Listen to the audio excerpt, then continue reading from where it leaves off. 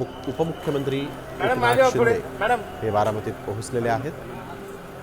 अजित पवार हे उपमुख्यमंत्री एकनाथ शिंदे यांचे सहकारी, सोबतच मुख्यमंत्री देवेंद्र फडणवीस देखील आपण बघतोय।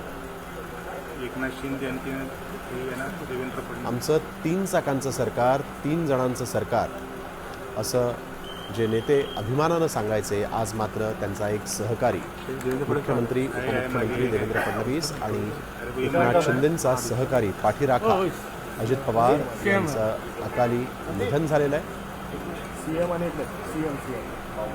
मुख्यमंत्र्यांनी आपण बघतोय शोक व्यक्त केला होता।